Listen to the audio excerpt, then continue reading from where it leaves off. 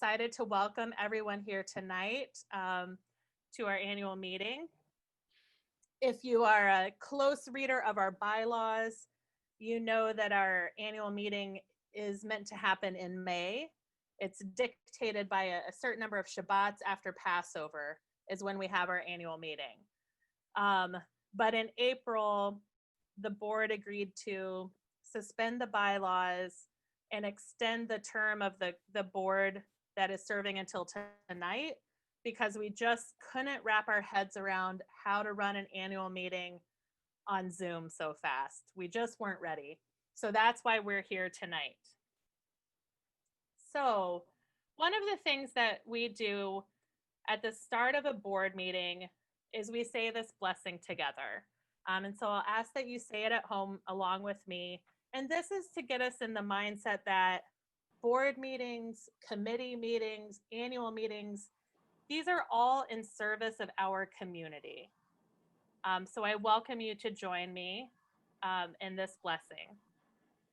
Baruch atah Adonai, Eloheinu melech haolam, asher kidshanu b'mitzvotav, betzivanu al tzarchei tzipor.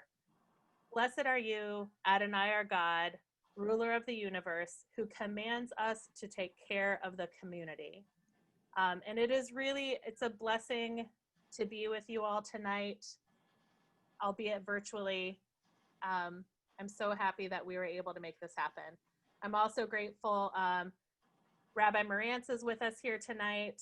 Cantor Shelley is taking her daughter Emma to college, so she's submitted a written report. We have Rabbi Marantz with us tonight, and also Sarah Beth Salzman, who's our executive director, Mandy Herlick, who is our director of education, and I believe I also saw Nicole, who is our administrator and marketing. I flipped it around. She is a Jill of all trades in our office, who you see her in every email. She sends our emails, all of our marketing materials. So you know Nicole's work well, even if you have not gotten to meet her yet. So I'm really grateful that you have all joined us tonight, and that I see so many members of our congregation here. So moving along, the first order of business is to call the meeting to order. Oh my gosh, is Annalee here? I'm here. Okay. All right. And so first is I've called the meeting to order.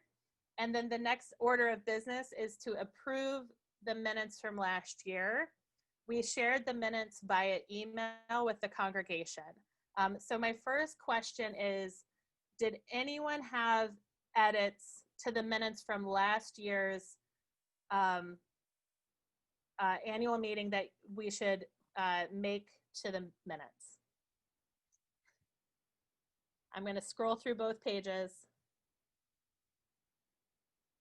Okay, so hearing that there are no amendments to the minutes of last year's meeting are accepted as submitted. So thank you.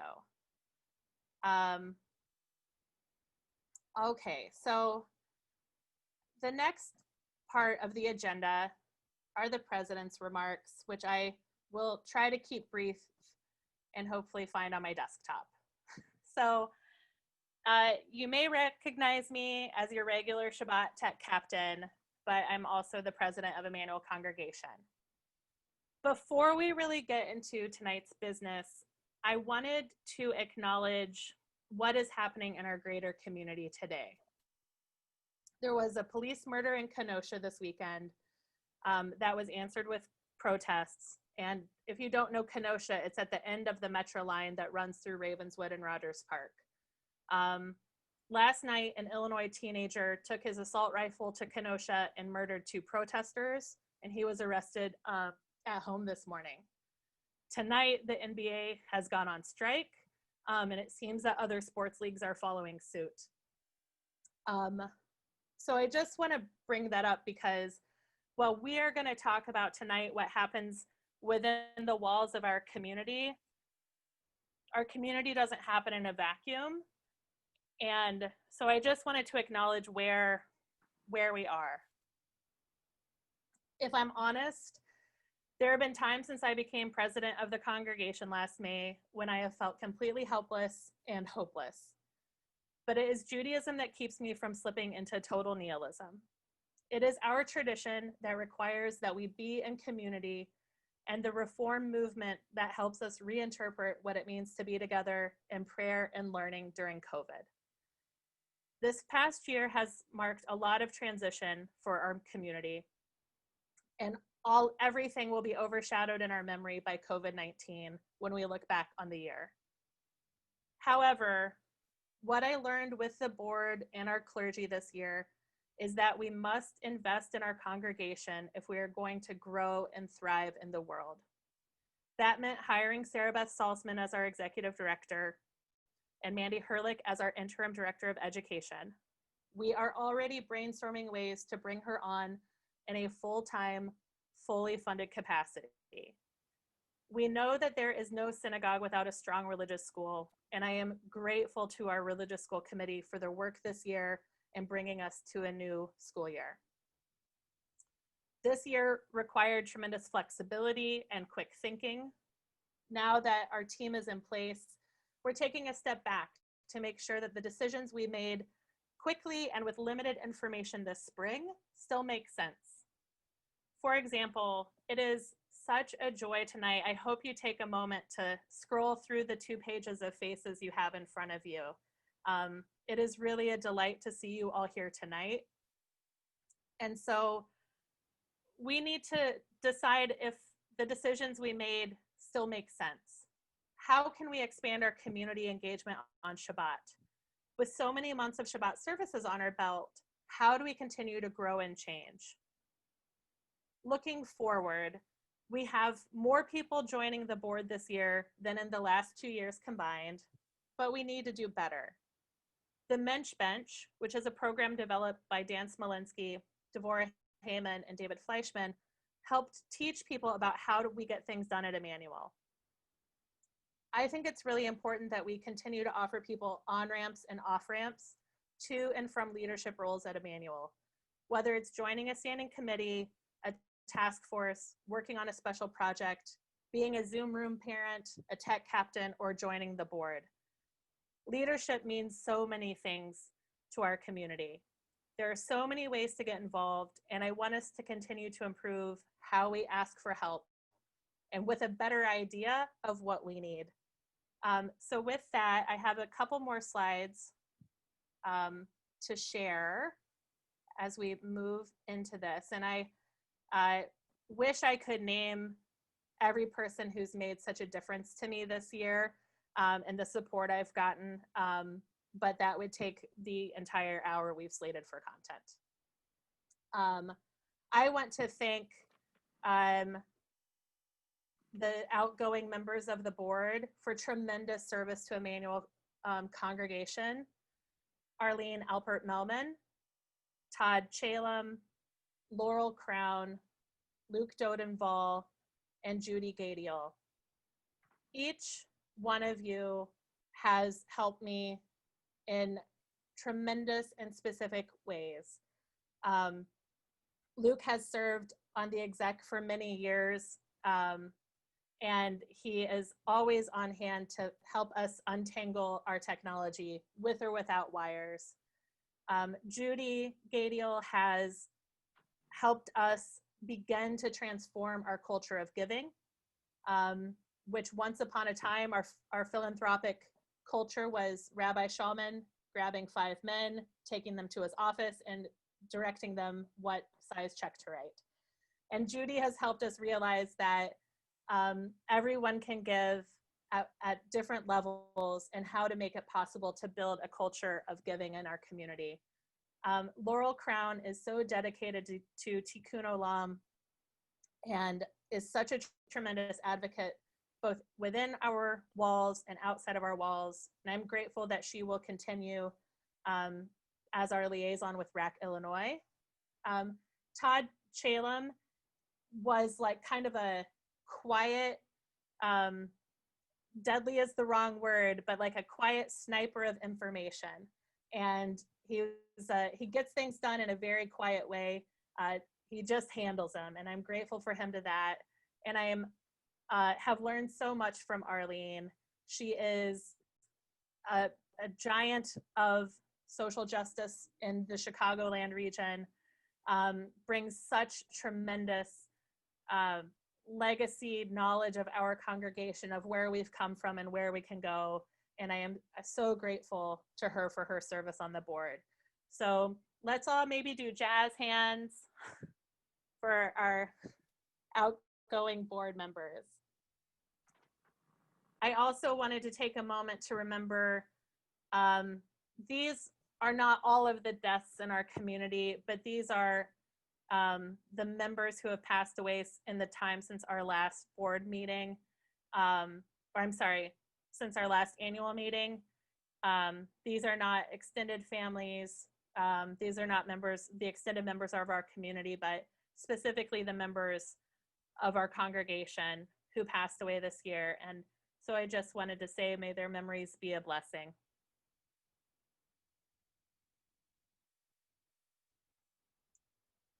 So with that, I would like to invite Devorah Heyman to present the slate for the board. Turn off your sound. Hello? Hold on. Okay. All right. I'd like to offer as a slate for the Board of Trustees, officers for one-year terms: President Leah Jones, Vice President David Rakowski, Vice President Andrew Degenholtz, Vice President David Fleischman, Treasurer Robert Heyman, Financial Secretary Ted Rochelle, Recording Secretary Annalee Letchiger. Board of Trustees, the dates on here are when their terms end: Eileen Van Heusen, continuing on, Liz Cohen, Luke Dodenval, Dr. Jay Rothenberg, Joe McCauley, Nancy Hagen Goldstucker, and Greg Greif. Do I ask if people want to vote? Does anyone have any? So move.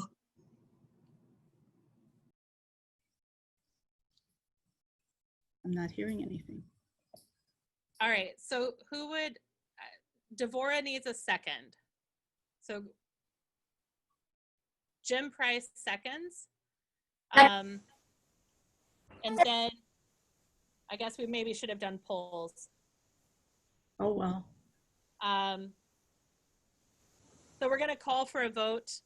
All those in favor of accepting this slate as nominated, please raise your hand. Aye. Aye. All right. Wonderful. I see a majority of hands raised. And so that's the new board. Yay! And thank you, Leah, for everything you've done during this pandemic and before, but thanks. Thank you. So I will just say that this slate does not include presidential appointees or lifetime trustees, which are past presidents. So, all righty. So another thing that we had to do, and I will ask Bob Heyman to help with this one, is that in April, we had to suspend the bylaws to allow the board to serve a few more months. And so Bob is going to help us with the Robert's Rules of Order to reinstate the bylaws and get back on track. All right, I would like to make a motion that we restore Article 12, Section 1 as originally written and lift the suspension that we have placed on it.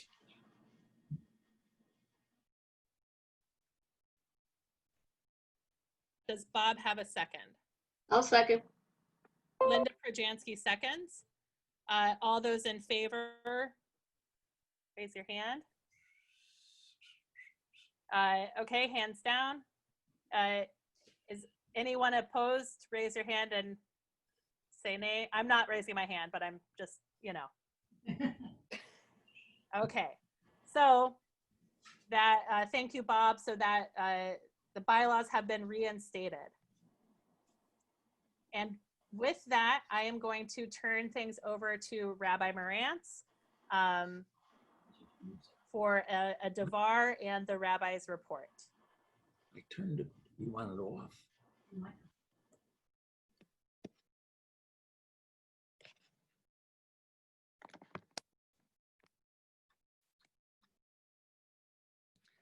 Thank you, Leah. Kol hakavod to you. And Devorah, kol hakavod to you as well. And thank you for your amazing work with our nominating committee, to all the outgoing and incoming trustees. I thank you from the bottom of my heart. Your service to our community has made an incredible difference. Our Torah portion this week is Ki Teitzei. And Ki Teitzei is about kavod. It's about respect. It's about raising human dignity. It's about the mitzvah of lo tuchal lehitalem. You must not remain indifferent. How we care for animals, how we conduct business, how we relate with the poor. These are just a few of the commitments that empower us to create a just community, one also built on mutual responsibility, empathy, and shmiat ha'ozen, Hebrew for paying attention. Ki Teitzei and its message of justice finds reinforcement on this 6th day of Elul, which, like the rest of the days this month, directs our gaze toward the high holy days in spiritual anticipation and preparation. Today, we look specifically at the Al Chet, our shared confession on Yom Kippur, for the sins we have committed before you. For example, we turned our backs on the poor and defenseless. We were contemptuous of the weak. We tolerated violence against children, neglect of the old, exploitation of the innocent. We told ourselves there was nothing we could do. We kept silent when we should have spoken out. We gave in to cynicism and despair. Now, this is a very contemporary version of Al Chet, rendered in our Mishkan HaNefesh, our Machzor. And it reflects just how broadly and varied and perhaps easily we stray away from the path of justice. And those sins denoted here are just the standard meanderings from our moral center. This age of pandemic, of course, adds to the list in the form of willful ignorance and complacency. And this era of racial injustice lends ongoing animus, brutality, and fear. Thus, the reality is our justice work is never quite done. There's always a summons to do the right thing better, to be a consistent force for good in a fractured world. Thus, one of the outcomes at Emmanuel I'm most proud of is how often I hear from staff, lay leaders, and congregants alike who describe our community as a collective force for good. That means, friends, despite what our Machzor says, or in addition to what our Machzor says, this all means we're on mission quite a bit of the time. That means we're on point. That means we're a better congregation for all the accompanying effort that goes into being a collective force for good, such as our effort in Tikkun Olam, in Chesed, in engagement, in inclusion, in our Blue House Initiative, all of which poise us for positive and transformative impact inside and outside our congregation. Now, of course, it goes without saying that it's been a while since we've been together collectively at 5959 North Sheridan Road. This COVID-driven reality has been a catalyst both for creativity and dislocation. And along the way, we've responded. with expanded inreach by Cantor Friedman and me to fellow congregants, with rigorous and inspiring digital offerings via 5959 Online, our virtual village. And perhaps most importantly, improved teamwork between staff and lay leadership. Because of teamwork, the following have all flourished, not only during this time of pandemic, but throughout the year. Our fledgling Chesed team, led up to this point by Joy Getzenberg. Our High Holy Day Task Force, led by David Rakowski, Amy Guth, and other fabulous volunteers. Our religious school leadership team, led by Liz Cohen, Aaron Copeland, and our fabulous new educator, Mandy Herlick. Our youth engagement team, led by Lynn Pavlon, Helene Krisick, and our wonderful advisors, Brian Barron and Rachel Front. Our Mensch Bench, which you heard about earlier, led by Dan Smolensky, Devorah Heyman, David Fleischman. Our Shalom Hartman learning experiences, led and organized by Jay Rothenberg. And our outstanding executive director, Sarah Beth Salzman, has instantaneously made us all better at what we do. And last but not least, our amazing president, Leah Jones. Whether as an inspiring visionary or as a faithful tech captain or some other essential role that you think a president do or that you don't think a president would do, Leah is accountable 24/7. And Leah, you have proven that there is nothing you will not do to lead us toward our greatest potential. So I say kol hakavod, and thanks to you, as well as our entire staff, and Nicole and Jose and Lorraine, and others who have served in this year, Chris and Jessica and Cassandra, and all our volunteers, and everybody that makes our community work. I thank you. I thank you. You have my respect, and you have raised the dignity of our community. Chevre, my friends, at the end of Nilah, our concluding service ends with the hope, L'Shana Haba'ah Berushalayim, next year in Jerusalem. For this Yom Kippur, I assure you, at least from a personal basis, maybe you feel the same. It would suffice for many of us, at least, if we were able to say, L'Shana Haba'ah Be-5959 North Sheridan Road, next year at 5959 North Sheridan Road. Can I get an amen? Amen. Amen. But in the meantime, I urge us to continue doing whatever we can to minimize the loneliness and disconnection felt by many, to improve the delivery of our virtual village, to propel our momentum forward as a collective force for good in our very fractured and vulnerable world, and to build a more just, respectful, and resilient society. However, we have to do that during this pandemic. And most importantly, all of this success, all of these virtues can only be forwarded into the future if we practice this very important mitzvah, lo tuchal le'italem. We must not stand by and remain indifferent.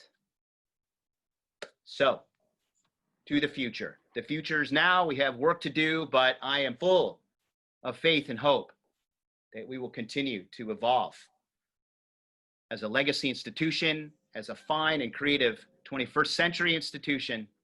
And with that, I say to you, Erev Tov, good evening, and thanks for joining us tonight. Thank you so much, Rabbi. You're welcome. Thank you, Leah.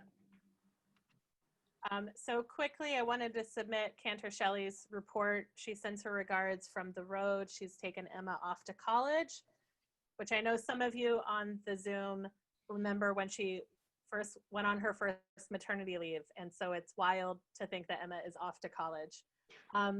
two of the things I asked Cantor Shelley to address were, one, our membership numbers, as she has helped us lead our membership efforts. Over the last year, we've had 52 new families join, kind of between the big push of our 140th anniversary kind of deal last year and a few resignations. We added 52 new families to our congregation in the last year. And we've made so many phone calls between Hesed membership. The board will be making our High Holy Day phone calls soon. So we've just keep trying to connect with folks. And also, Cantor Shelley really helped us look after our students who had their bar bat mitzvah during the spring. We created a new ritual around our Torah delivery when a family would have the Torah scrolls come to their house. All of our students read Torah on their date, although some have opted for, they'll read Torah again so they can be with their full extended family together in our sanctuary. But everybody who had been studying so hard for their B'nai Mitzvah in the spring was able to still read Torah as a part of our Shabbat celebration. So now I would like to invite Sarah Beth Salzman to give a brief executive director's report. Hi, I'm so honored to be here. I should tell you that I never expected my first annual meeting with you guys to be me hiding in my bedroom from my children during it. So I apologize in advance for outside noise. I did prevent a naked 8-year-old from joining us a moment ago, so you're welcome. So I wanted to just go over, being here 5 weeks, it's been an incredible 5 weeks. I still have so many of you to talk to yet. I just wanted to update you on a few things going on with current and prospective members, and then our larger community building with the outside community. So one thing is we are continuing to work on membership engagement and prospective member outreach. So some of these things we're discussing for high holidays, having an opportunity for our congregants to come do tashlik at the lake in a socially distanced appropriate manner, so people can have a chance to come to the building and have that engagement as we all continue to follow COVID rules. The Tikkun Olam and the Chesed team has done an incredible job of reaching out to people, checking on them, continuing our social justice. So to Joy and Laurel, thank you, and all of your committee's work. That has been incredible to hear about and see. We're also continuing, as it was mentioned before, with the Mensch Bench, which is amazing, leadership succession planning. And one of the things that me and other staff members hope to do is to continue help with committee support. We're also looking to always enhance client services to you guys, make things easier as possible. One thing we are looking at is switching databases, which includes an app. One moment. No, I can't. This is a delivery. Okay, thank you. That's okay. I just had a personal delivery. So, Susie, can you? Thank you. That's okay. Life in my house. So, where was I? Oh, we're looking at a new database, which would actually make an online portal for all of you much easier to use, and even includes an app that you'll be able to use on your phone to see events coming up, to contact us, to make donations, to pay dues. So hopefully you will find that easier as we roll that out this year. And we're continuing, you guys do an incredible job of making sure everyone knows that we welcome all and everyone to our congregation. And especially in these times, we are continuing to talk about ways to just even enhance that more. In terms of community building, we are expanding our partnership with outside agencies. So as you guys know, your leadership started a relationship with JCC this summer, which went very well. And we're discussing a fall partnership too, to work with them and hopefully continue on that path. It's been really pleasant and positive and so nice to see people in the building in a socially distanced appropriate manner, but it's been really lovely. And also we continue to enhance our relationship with the 48th Ward and larger community, ways to support, ways to collaborate, and ways to work together. So Thank you. Anyone is always welcome to reach out. Happy to talk about any of these further. Thank you so much, Sarah Beth. We're going to keep moving right along, and I appreciate people holding questions to the end. I am now excited to welcome Erin, Liz, and Mandy to present on the religious school. I think this is probably more than you meant for me to keep on your slide, but it all stayed in there.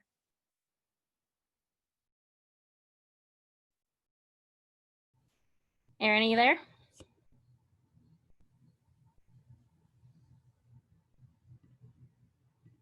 I'm just looking to see if Erin's on. Well, I can, Oh, I was talking and I had my mute button on. You know, I think It most people, a lot of people in my house really wish that they had one of those for me all the time. But anyway, so hi, I'm Erin Copeland. I am the chairperson of the religious school committee, and I'm very excited, been a part of the committee this past year. So I wanted to share a little bit of some things that we did last year and looking ahead and what we're planning on doing moving forward. So we are absolutely looking forward to this school year. We have Mandy, we have Sarah Beth, which has been so refreshing to have somebody to lead our school, our religious school, which is so very important to our community and our kids. So yay, we're excited about that. You know, this year was definitely challenging. We lost Tanny, which was a huge loss, but at the same time, we were able to put everything together and we got through this school year, even though it was rocky.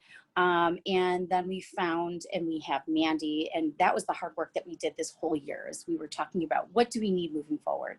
And so we're grateful for that. So that's our transition into online learning also was a little bit rocky and shaky, but we did it. We got through all of that. So, and also thank you to Rabbi Marantz and Cantor Shelley, who did take a lot of that responsibility and helping us transition into that setting. We have a lot of new members, new children in our school, and it was great to see a lot of new people in our school, but also taking the initiative and joining our religious school committee. So we have a lot of invested parents that want to actively help and engage in making a difference in our religious school. So that's something else is a huge win and a success that we're proud of. And some of the things that really worked for us this year and all the time is Torah Toasts.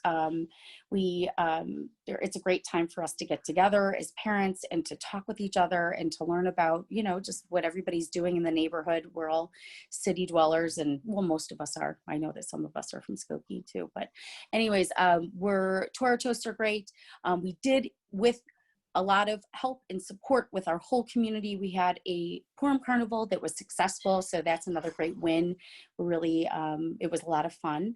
And you know, just looking forward and moving forward with Mandy, and some of the things that we've been talking about on our committee is having inclusive mindsets at Emmanuel. And we do have a very wide range of families and people in our community, and we want all people to feel welcome. We also have a diverse group of children that have a diverse group of needs, and we want to have more of that mindset to support all of our kids and all of their needs. So I'm really excited for the upcoming school year. I'm excited to chair and to be a leader on the team, and that's it. Just looking forward to a great year. Remote or not remote, whatever we are going to do, we're going to persevere and get through it.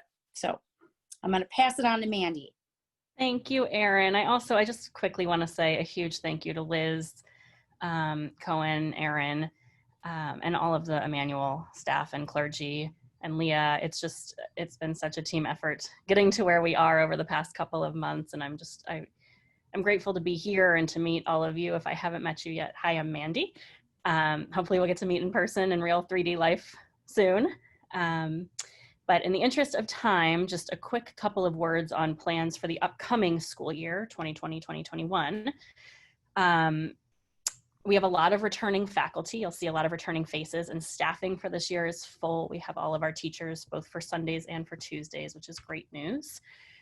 As far as the school structure, we're continuing with religious school on Sundays, Hebrew school on Tuesdays, as it's been in the past. It'll just look a little bit different this year. as is our reality of the times. So we are hoping to be able to return at some point to the building for a religious school on Sundays. For right now, though, we're going to be doing a Zoom-based religious school day from 10 o'clock in the morning to 11:15. It'll still involve a lot of our favorite activities just on Zoom.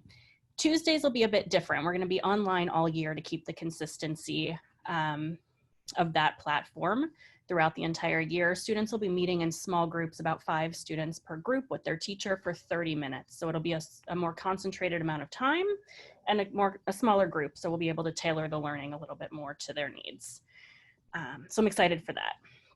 As far as curriculum for Sundays, we're using a curriculum that was just written over the summer, specifically targeted, specifically written to be taught online and to respond to the needs of right now. It's a Jewish values-based curriculum. It's called Labriut, which is to health. It's what we say in Hebrew when someone sneezes, actually, to health, Labriut.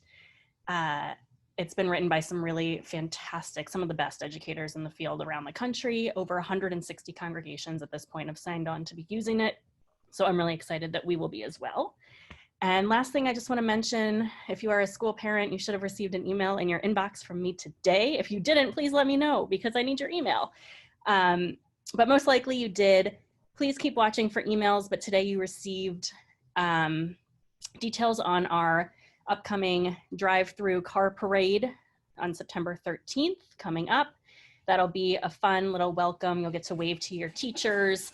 Kids will get all of their school supplies for the year at that. So I hope to see you all there. It'll be a great way to actually get to see each other in 3D. So I cannot wait for that.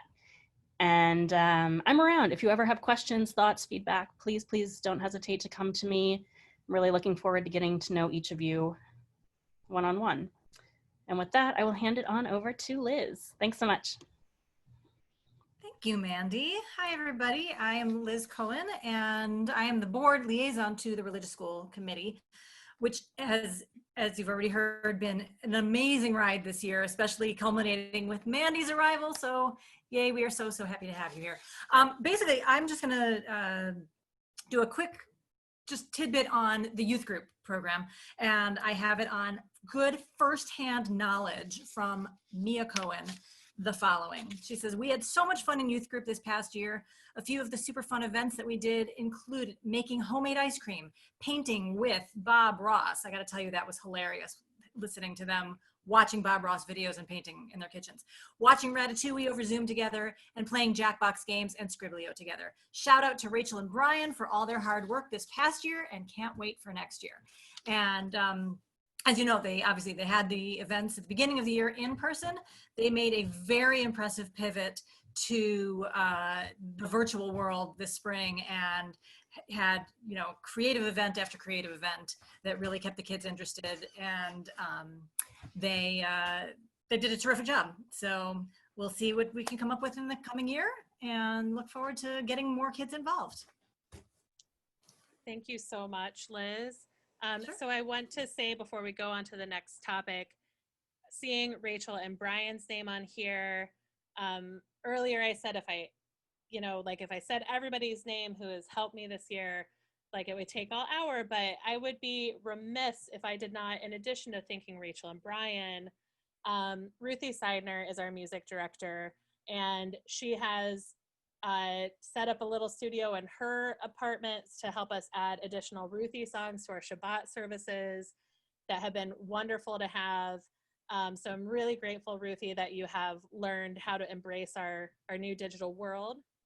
And also wanted to acknowledge Lorraine Fogarty, who's our bookkeeper, who has continued to come to the office through COVID to make sure that things keep moving. So I will probably continue to chime in with oh my goodness, I forgot. So, oh my goodness, I forgot. So moving right along, I'm gonna stop sharing because David Rutkowski said, I'm just gonna talk to camera. So David is here to talk to us about the High Holy Day Task Force. I'm a talker. What can I say? That's what I do. Folks, the word of the year is innovation. And nowhere do you see that in greater display than in the the task force's work on bringing you High Holidays this year, which we are, I'm sure you know, doing fully remote. Rather than thinking of it as a consolation for not being in person, we've really kind of taken this and we've dreamt big. And I got to tell you, from what I've seen so far, and most of our production is actually filmed and getting edited for the next probably 20 days.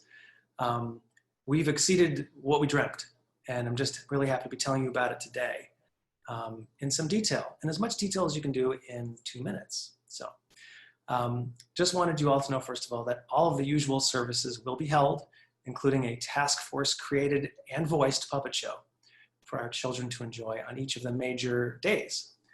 This was a novel task headed by our own Ruthie Seidner, and she was kind enough to let me play a voice and some other people whose faces are here today too, but they're gonna probably hide out. Everything has been pre-produced and shot well ahead of the broadcasts.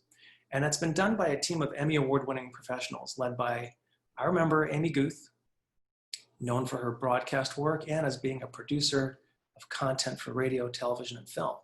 We have great talent in our midst, and Amy represents that. And speaking of talent, all of the cherished music from our yearly High Holiday services, as always, led by the exquisite Pastor Greg Sabetta, his 18th year with us. Hi, how you doing?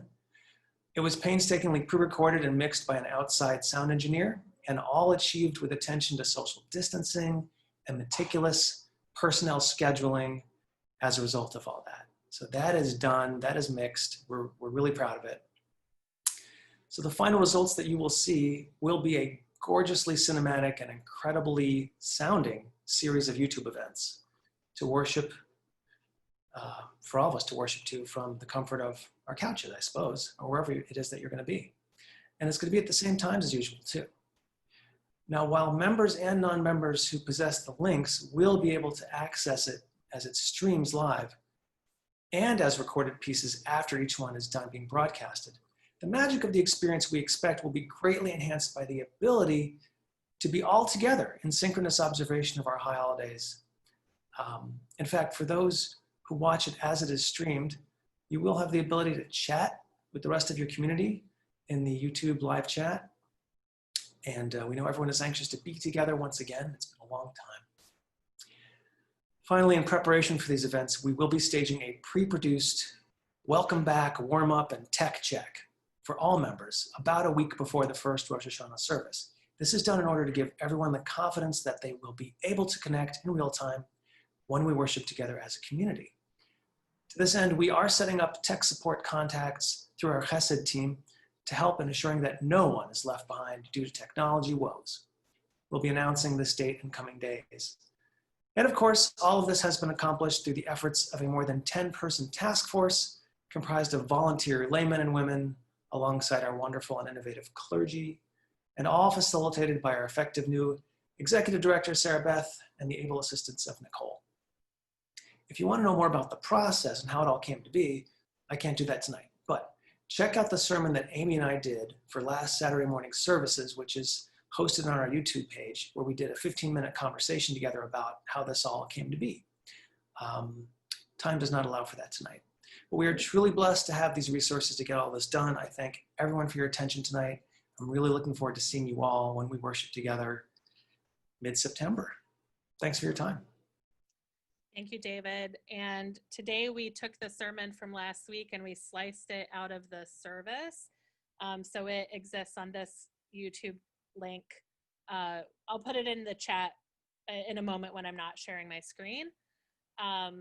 Also in works for the High Holy Days, some of this has been already mentioned, but we're gonna, as you guys know, the ARC, their big push for donations, for food donations, is Yom Kippur. So we're gonna find a way to get people the opportunity to do tashlik at the lake and drop off donations for both the ARC and Care for Real. Sign up times for personal prayer in front of the ARCs. We know that will be important for some of our members. So we want to make that opportunity available. Again, more details coming. Some learning opportunities about how to prepare to pray at home, and arrangements, of course, if you did not purchase prayer books in the past and wanted to borrow this year, we're making arrangements for people to come in and borrow prayer books. So that's all happening. So with that, Ted Reichel, are you ready for our financial report?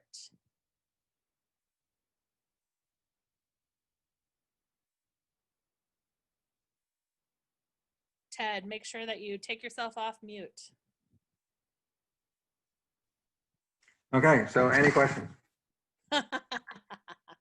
Okay, I'm not sure if my picture is there or if the dancer is there. I'm going to read. This slide that you see is totally done by Leah in another one of her capacities, derived from, I think it's 11 bullet points that I want to walk you through. Okay, we have an approximate $1 million annual budget. We have an endowment or reserves, those are different things, of about $1.25 million. The core sources of our member income are dues, donations, school fees, security fees, and the newer, brought to you real, annual building fee. Now, community dues are subsidized as we turn no one down for reasons of money. We collect 70% of what we bill, and we subsidize dues more than $100,000. That's not unanticipated. Hebrew school fees cover teachers and supplies. Here we collect about 95+% of what we bill. Yet the school is still subsidized, say, by $75,000 for other costs. For example, we don't try and cover the cost of the education director, the space, the clergy, Ruthie, etc. So donations are needed. And donations cover these core, purpose, and intentional subsidies. We fully intend to subsidize our community dues. We fully intend to subsidize educating the next generation. And the result is we have a need for about $175,000 in donations above and beyond all the other ways we ask for money. What's our status right now? We have recently moved from breaking even most years to losing money the last 3 years, including this year ending June 30, 2020. This is not new to Emmanuel to have an up and down cycle.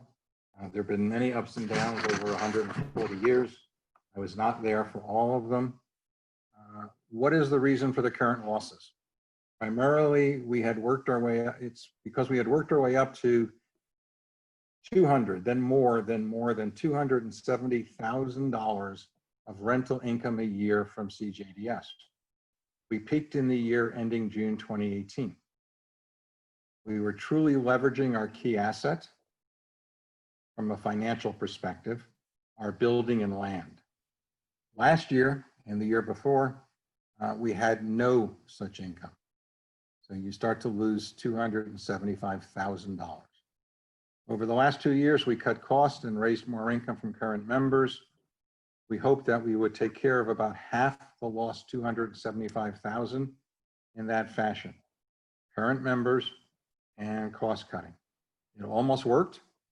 We were on track to get there, at least if you saw our budget, but we experienced a drop to $40,000 in dues last year, or the year just ending in June, relative to what was expected. We still don't know exactly what happened. And as a result, we lost $180,000 instead of the $140,000 we thought we would lose, or half. Realistically, we now expect the same loss, $180,000, for the coming 12 months. I remind everyone we need to break even. Okay. Some of the dollar sting, as I call it, from the recent loss was seriously reduced as we applied for and secured an $85,000 SBA PPP loan in April. We have followed the rules and we expect between 95 and 100% forgiveness. This then becomes income. This is a lot of money, but it's a single shot. It will happen once and once only. And note, for this year, while we're vigilant about costs, For example, staff did not receive a cost of inflation raise this year. We have mainly paused our cost cutting, and we've paused our focused effort to raise more money from current members. For example, no increase in dues or fees this year. And we've moved on to the two other parts of how we hope to grow as a synagogue and balance our budget. The other half of recovering the $275,000 would come from attracting and retaining. I really stress the retaining. 20% more members, and then also new sources of income aimed at replacing rental income. Last year we had during the year, as you saw on a prior slide, in fiscal 20, as I call it, which ended in June, we had 64 or 65 new members. There's 2 members that live in the same house, so you can say 64 or 65. 64 addresses, 65 new members. That's between 2 and 3 times what we normally bring in. This is a great start, but retaining that momentum crashes big time into a COVID year. That's just an unfortunate reality in terms of retention, in terms of trying to repeat it. But I keep in my mind that we did it once, which means we can do it again. So we continue, and you'll hear some more about this later. We do continue to try and leverage our building and land and find totally new sources of income. That be it. Thank you so much, Ted. I'll just add a little bit here, and then I'll pass it on to Judy to talk about fundraising. We are trying to invest our way towards growth. We really looked at how are we going to be successful. We're going to be successful with strong professional leadership to go with our strong lay leadership and our strong clergy. So that's Sarah Beth, Mandy. It's looking at our strategic plan, the one that we wrote a few years ago. It's been working on a new strategic plan that Dan Smolinski will give a preview to.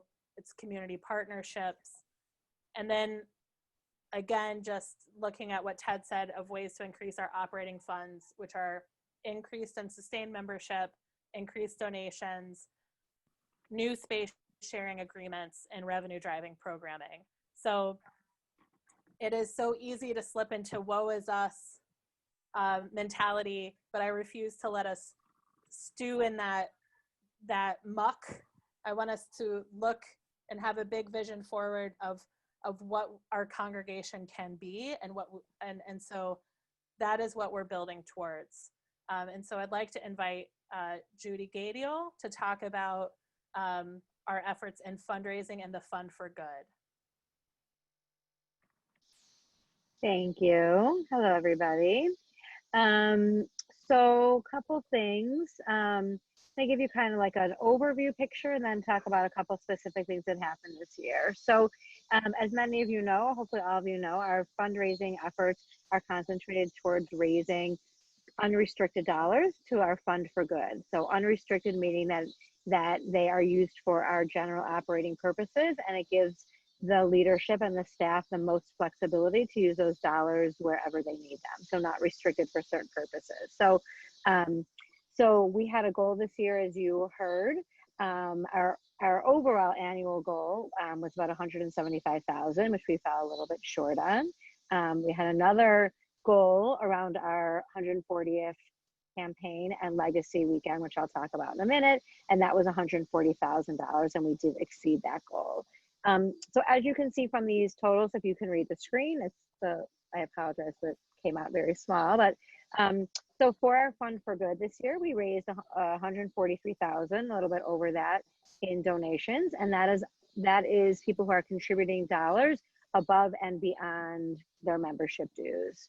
The thing that I wanted to point out about that is that we had about, I can't even read this, almost 75% of those dollars came from members, and about almost 25% of that came from non-members. So we did a really good job this year of engaging people who are not regular dues paying members to also contribute to the congregation. We did a lot of outreach. We always do around people who come to high holidays in the past, who've come to like family services. or people are doing tributes to other family members who are, to friends and family who are members, and just other people who access and use our facilities and our synagogue. So it's nice that we have a mix of members and non-members, and with some new initiatives that you'll be hearing about, the hope is to continue to show our value outside of our walls so that we can increase our community support on multiple levels. The other thing that I wanted to point out is that of the members, so again, of that kind of about 117 or so members that made contributions this year, about, I really can't even see that, 20 or so percent. 23%. 23% of people made contributions of $1,000 and above. So we have a really nice amount of people who are able to give and are kind of digging deep and giving real leadership gifts, and we're so grateful for that. And the other numbers that you see on there is about 74% of people who made gifts of $180 and below that. So we also have a really big group of people who are giving at whatever level that they can and supporting the congregation. And that's something that's really important, that we have community support across the board at whatever level people can give. And so that, I guess, one message you should take away from this tonight is that as Ted shared, donations are a huge part of our budget, and they are welcomed and appreciated across the giving range. So our next slide talks a little about one of the big campaigns that we did this year that we started out in the beginning of the year, and it went all the way through. It was supposed to culminate in a celebration around our Legacy Weekend, but this year, as many of you know, was our 140th anniversary, and we kicked off the year with our 140 Reasons campaign, which was really exciting. It really was very multimedia. We had people who submitted videos around their 140 reasons and why they support Emmanuel. I believe those are still up on the YouTube page, and a link to the website if you want to look at them.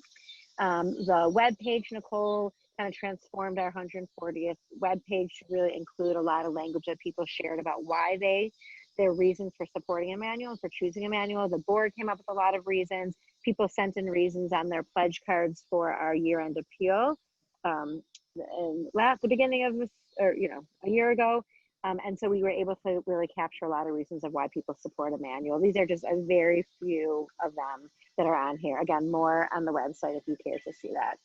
The other thing that I wanted to share is that we did do a couple really special things this year. We had a really beautiful contribution from Floyd Manilow and his family, and they donated the parking lot renovation in honor of his wife. And there's a right inside, if you walk into the door and you look to your left, there's a nice plaque and signage that they were able to see and drive by and see that memorial to Floyd's wife before he passed. So we were grateful to be able to do that, and we were grateful to be able to share a list of all of our donors who contributed and recognize people for their contributions.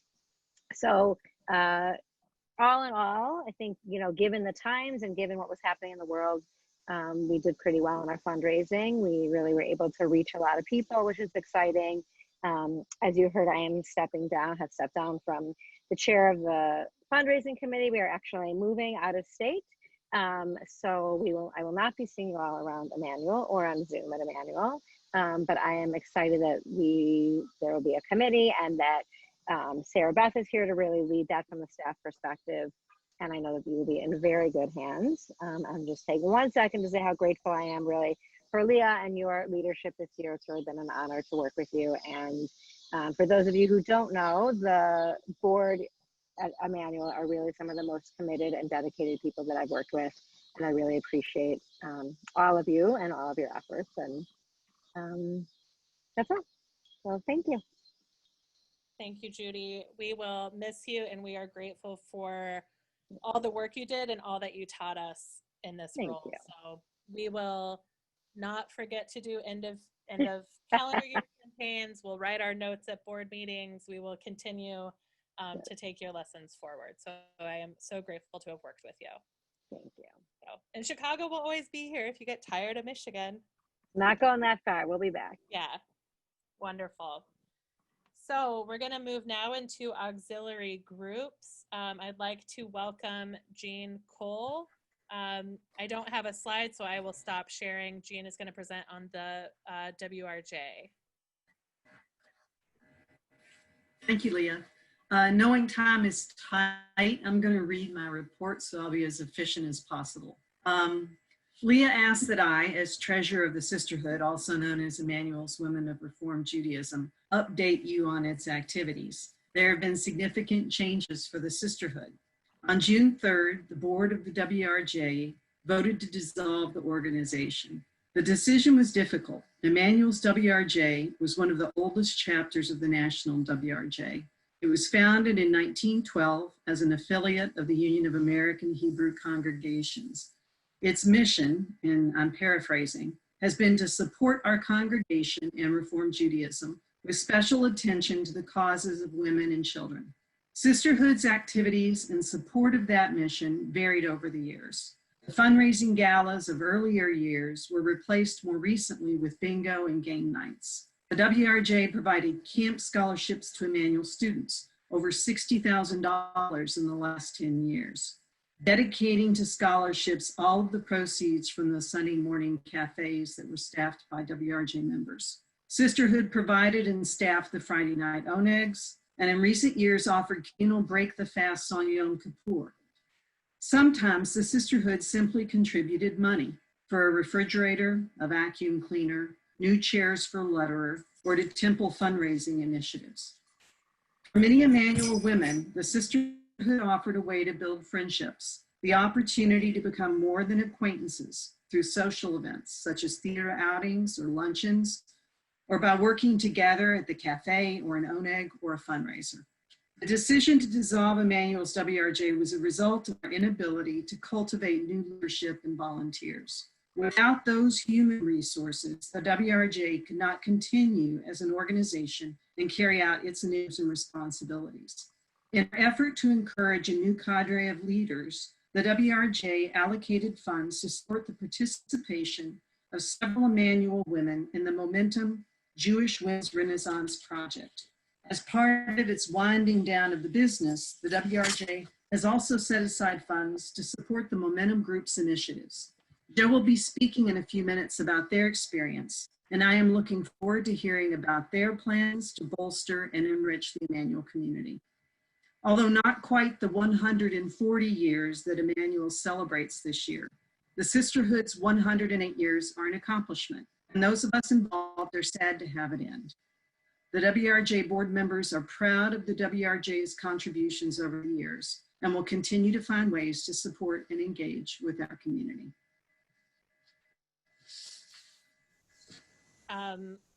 I am so grateful, Jean, for you sharing tonight, and appreciate the incredibly difficult decision that the WRJ board made down. And I think it's, when I talk about that Emmanuel to find on-ramps and off-ramps for our leaders, sometimes this is what it means, is that even a 108-year-old chapter sometimes has come to the end of its chapter. It's a bad metaphor. But I am so grateful for all the times the Sisterhood opened, like set a table for me personally to join. And we have all benefited from the work of the Sisterhood and are so grateful for you investing in the future of continuing to invest in our kids in their camp and in the future of women at Emmanuel. So I'm going to do one slide slightly out of order, which is I'm going to invite Joe, who is a Momentum alumni, to speak, and then David, who's from the Men of Emmanuel. I realized it made a little bit more sense if I did that order. So Joe, I'm going to share your slide and invite you to speak. No problem. Thank you, and thank you, Jean. So the Emmanuel Ishas, we are the group that Sisterhood sent to Israel in November of 2019. We're an inclusive group of women supporting the Emmanuel congregation community, as well as our own personal growth through our shared Jewish values. I just want to thank everyone for our patience as we work towards creating this supported community of women within our beloved congregation. And I wanted to note that our members include Emmanuel congregation women, including female identified and non-binary congregates. We will be having an open house soon, so watch for details for that. And then I also wanted to let everyone know that we will be having a Rosh Hashanah virtual baking class, and we're inviting the entire congregation to join if they'd like, and we'll be sending out registration info for that as well. That is on September 16th, 2020, and we will be making apple honey cakes. So thank you, and I look forward to getting to know everyone and welcoming people to be included into the Emmanuel Ishas. One quick note, I know that Ishas is not the correct plural of women in Hebrew, but we are embracing that as our kind of odd and beautiful difference, and just celebrating the name Ishas and our unique individuality. So thank you. Wonderful. Thank you so much, Joe. And so I'm going to go back. David, I'm going to stop sharing and see if you have any updates from the Men of Emmanuel to share this evening. Thank you, Leah, and thank you for your leadership. Really has been special. The Men of Emmanuel, also known as MOE, Mo, formerly known as Brotherhood, has been an integral part of Emmanuel congregation for many years. In the past 12 months, Mo has provided gifts for both Bat and Bar Mitzvah and confirmands. This has always been a pleasant duty. We also organize and sponsor the second night Seder and the Emmanuel Picnic that is held on the first day of religious school. Other events promoted and run by Mo are karaoke night and Torah on Tap.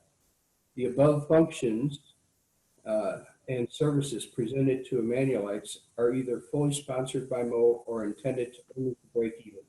Funds for operations at this time either solicited for specific events or service or are taken from Mo. Like every other part of Emmanuel, has been severely impacted by the COVID-19 pandemic. The second night Seder has been postponed, even though we want it to be held later.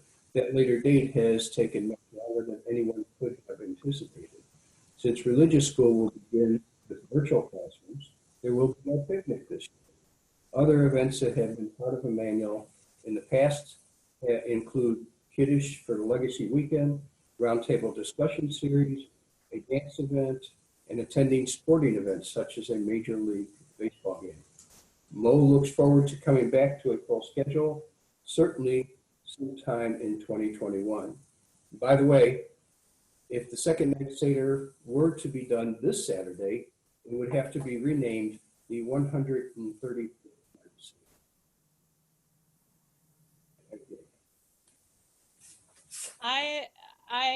My goal is that the first share Shabbat we have back in the building is going to be our St. Patrick's Day share Shabbat with corned beef and hash.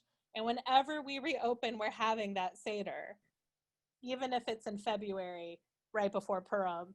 So you might need to get ready for a double Seder year or triple Seder year, David.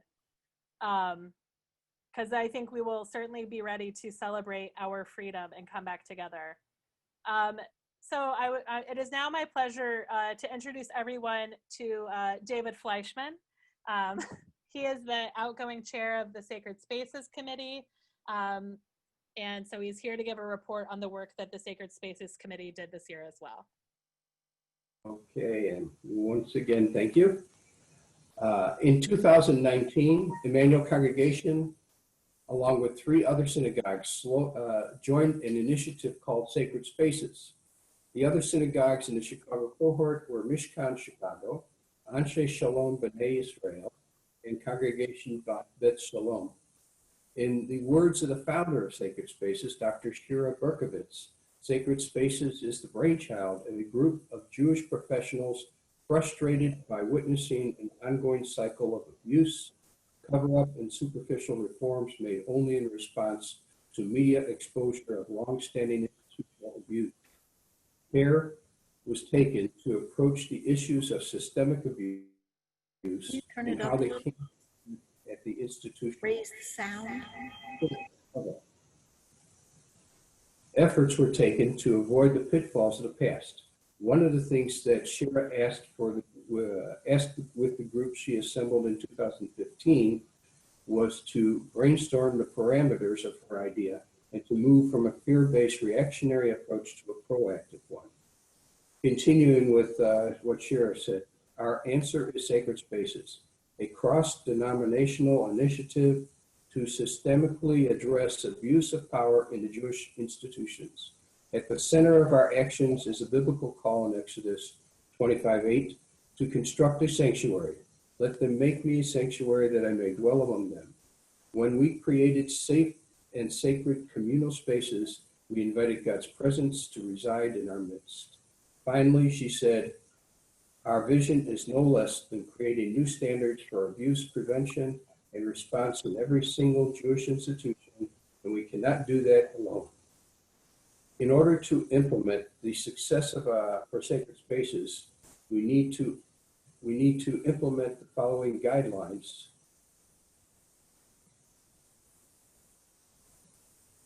The following guidelines given to us at the Chicago cohort meetings. Here are the committee's roles. In short, we are to limit opportunities for and respond to allegations of sexual abuse or harassment in a holistic, victim-centered manner. The committee's work includes policy development, creating a policy that would provide clear protocols to guide staff and congregants in preventing and responding to abuse and harassment. A good policy is inclusive of diverse populations and is accessible to everyone in the community. Education and implementation, that's the second point. Communicating the policy's terms to the entire congregation and developing mechanisms to implement it properly, providing how-to guidance on prevention and response. Number 3, ongoing evaluation and maintenance, meeting regularly as a standing committee in order to evaluate the synagogue's compliance with policy and consider revisions to the policy as necessary. Number 4, advisement, answering questions about the policy and advising on safety issues. Number 5, finally, compliance and response, responding to policy violations and other allegations of misconduct or abuse quickly and skillfully. Prior to development of the policy, Emmanuel and the other cohorts were tasked with creating a statement of values. That was done and submitted in November of 2019. That being done, the next instruction we received was for us to do policy development. What is specified for an organization depends on how it defines itself, and those definitions are not static. However, policy needs to be structured in a way that makes it measurable. That is, policy needs to be specifically and clearly defined and used to hold people procedurally accountable.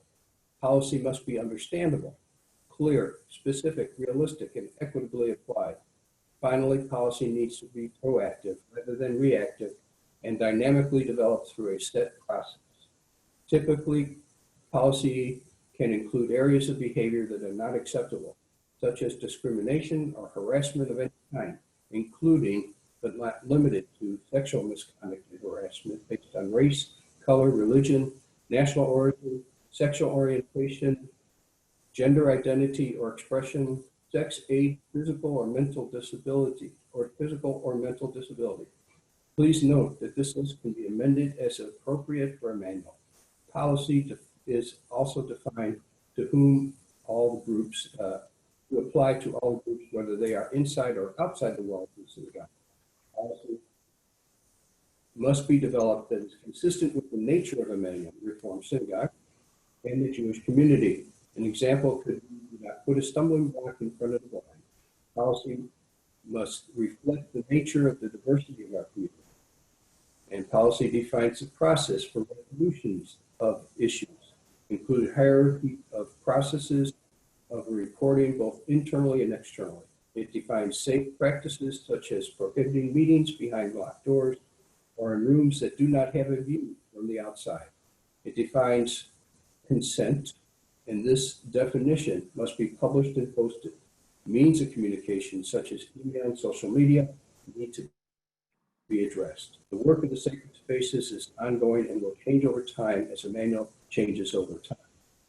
I, as joining the executive board, will be resigning my position as chair of the committee. The co-chair was Cassandra Tenenbaum, and she is no longer involved. And we will be having a new chair being named very soon. And I look forward to working with that chair and the rest of the people who have been involved, including the rabbi and the cantor, who have made great contributions to the efforts of St. Louis. Thank you. Thank you so much, David. This is such important work. Other things that we've done in the world of sacred spaces was we did a sexual harassment training we brought in outside attorneys from outside of our congregation, and we've had our employee handbook reviewed.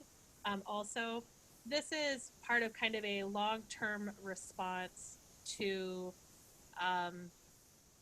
right, it started with the Me Too movement and David realizing that the men of Emmanuel had some work to do. And then we learned about Sacred Spaces Initiative, where a number of synagogues were doing this work around how to make our spaces safer for all people. And so we will be looking for new co-chairs. We would like to have a couple people chairing it. So if this is something that is meaningful to you and you would like to get involved in this, you do not have to be on the board to chair this committee. So thank you, David, for continuing to move it forward, and to our clergy for the work they've done. So moving right along, I'm going to invite Laurel Crown. Laurel, I made you a slide as promised. Laurel is going to talk to us about RAC Illinois. Okay. Hey, everybody. I'm going to just start out super duper quickly. I've been the Tikkun Olam chair for, I don't know how many years, but the last couple of years. And I am going to focus on the work moving forward, but really briefly, the Tikkun Olam Committee has really accomplished a lot and done a lot over the last several years. We see our work along the lines of like 3 pillars. We have a strategic plan for Tikkun Olam, and we see the work of the Tikkun Olam Committee in regard to 3 pillars: tzedakah, or giving, or direct action, and that involves things like food drives, blood drives, mitzvah day, our lobby collection boxes. The second pillar is education, which involves awareness raising, connecting with some of this are things that we've done. Some of this is aspirational and goals. But we have a very active and vibrant Tikkun Olam book club that will be meeting tomorrow night that is open to everybody. But so education, connecting, learning about justice issues. And then the third pillar is advocacy work, addressing root causes. And the idea is that, you know, we find ways and hopefully create ways for Emmanuelites to get engaged where it makes most sense for them. As I move on from my leadership role as the Tikkun Olam chair, I'm going to be focusing, putting all of my energy into the advocacy arm and supporting our Emmanuel's relationship and partnership with RAC Illinois. So Emmanuel has partnerships with several organizations where we can engage. One is JCUA, the Jewish Council on Urban Affairs, One Northside, and I've been working pretty closely along with Rabbi Marantz in building relationships and partnerships with RAC Illinois. If you don't know what RAC Illinois is the Illinois branch of the RAC, which is the social justice arm of the URJ, of the Reformed Jewish Movement. I've learned a lot over the last couple years about leadership and participated along with several other members.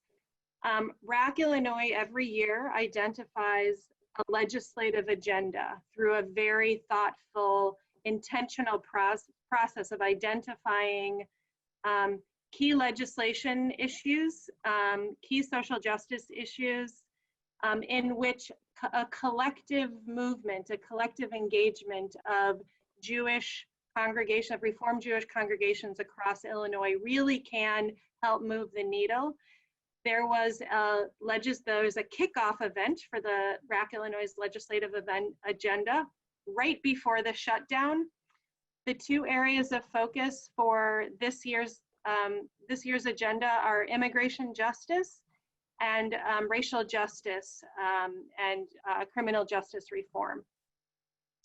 And for each of those initiatives, for each of those areas of focus, there are specific legislative issues and bills that the organization was geared up to work towards and organize with congregations. And then COVID happened and everything shut down.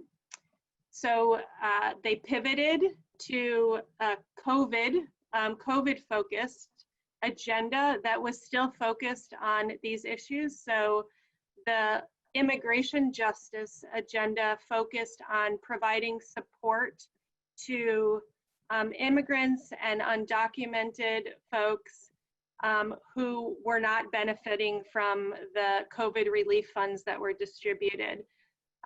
One thing about RAC Illinois is that they are always working in partnership with other community organizations. So the Immigration Justice Initiative is working in partnership with the Illinois Coalition for Immigrant and Refugee Rights. The racial justice, criminal justice reform effort pivoted to focusing on decarceration in response to COVID and lowering the number of people held in jails as a way to reduce the spread of COVID in jails, which just had an incredibly high infection rate. The primary focus right now, and this is the area that I'm most excited about, most motivated around, and really hope to engage other Emmanuelites, is the civic engagement campaign, which is focused on mobilizing voters from a nonpartisan perspective. This is very important. RAC Illinois is nonpartisan, and this effort is absolutely nonpartisan. It's focusing on voter rights, combating voter suppression as a Jewish value, as a social justice issue, as a rights issue. There's a lot going on, and I will make sure that communications get in the newsletter and get sent out. I just want to highlight that on Wednesday, September 2nd, there is a voter education for congregations to commit to becoming 100% voter congregations, opportunities to support getting the vote out, and specifically addressing voter suppression in nearby states, in particular in Wisconsin, where there is active and very effective voter suppression laws and policies. So I'm excited about continuing to build and develop and expand Emmanuel's partnership through RAC Illinois, and really hope that we can engage lots of people and that this could be something that we collectively focus on and commit to as a congregation. Thank you so much, Laurel. We're going to keep moving. Our speed is not a reflection on the importance. It's a reflection on, I like to say a lot in between slides, and I didn't account for that in the agenda. So I'm going to welcome next Jeff and Michael on behalf of the building committee. They sent this to me. They meant it just for the minutes, and I made a slide. So I'm sorry, and it's probably too small for anybody to read. But Jeff and Michael, I'll turn it over to you. Perfect. Thank you, Leah. No worries about the slide. But thank you for having the building committee join you tonight. Unfortunately, Jeff Balkansky, our committee chair, was unable to join us. So I'm happy to carry the flag as a fellow committee member. So thank you again. And we appreciate the opportunity to update everyone with regard to what the building committee has been doing the past year and going forward. So as many of you are aware, the building committee, along with JFMC, our facilities management vendor, focuses on the building and the grounds, excuse me, and all related items and projects that need to be addressed from a proactive and preventative maintenance standpoint, as well as any unexpected items and projects that arise throughout the year. Typically, the building committee holds a monthly meeting, although during COVID, we've probably skipped a few months there, but nonetheless, lots of things are still getting done. To give everyone an idea of what occurred in the 2019-2020 fiscal year, in addition to the smaller items and projects, I'd say the three biggest projects that the committee focused on and completed were the complete replacement of the exterior and interior Thorndale doors, paid for with a federal security grant, as well as the complete replacement of all the Michigan hallway windows, also paid for with a federal security grant. And then, of course, which was alluded to earlier tonight, the redo of the front half of the parking lot, and also adding the sidewalk along the front lot and the plaza entry area. So three pretty big projects that we're pretty excited about and pretty proud of. And that pretty much wrapped up our 2019-2020 year from the standpoint of the building committee's involvement in projects. Looking forward though for the, excuse me, 2020 and 2021, or the 2020-2021 fiscal year that were started last month, we're focusing on the following projects. First off is the repair of the exterior plumbing on the south side of Rabbi Morantz's office, just outside the southern wall of his office. Replacing the roof, specifically above the second floor classrooms, and any other appropriate areas as defined by the building roof, rather the roof inspection that was just completed last week. Repairs related to the deterioration of the east side of the parking lot, which those of you that were there in the winter into early spring before COVID hit, started to see some of that along the retaining wall there. We have a number of repairs that need to be made there due to, mostly we would imagine, due to the higher waters along Lake Michigan, but certainly other reasons as well. But nonetheless, we have some major work to do out on the east side of the parking lot. Replacing the last of the last three exterior analog security cameras that we have on the exterior of the building, replacing those with new digital cameras, bringing us up to the 2020s. So very excited about that, and various electrical items in the building. And then for 2021-22 fiscal year and beyond, the committee intends to focus on the following projects: the fire safety system in the building, the large wooden accordion wall that separates Lederer Hall from the Morris Room, ceiling tiles throughout the building, additional electrical items in the building, as well as the girls and boys bathroom on the second floor. And I guess, of course, there's a laundry list of other things as well, but this is just a highlight of the items that the building committee is focused on. And some of that stuff, as you can imagine, is working closely with the security committee as well, and a number of other folks involved. But thank you for the opportunity to share these items with you tonight. And if there are questions, we can address those at the end if time permits. Thank you so much, Michael. My pleasure.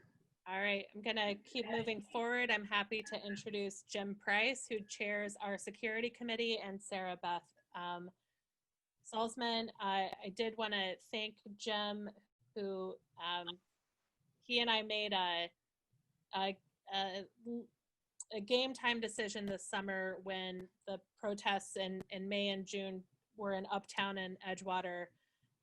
With his advice, we removed our tourist girls from the synagogue for the summer. They're all back in the building now, but we decided it would be better to overreact rather than underreact. But our tourist girls are back in the building, and I'm grateful for Jim's leadership of our security committee, so I will turn it over to him. Thank you, Leah. Can you hear me? All right.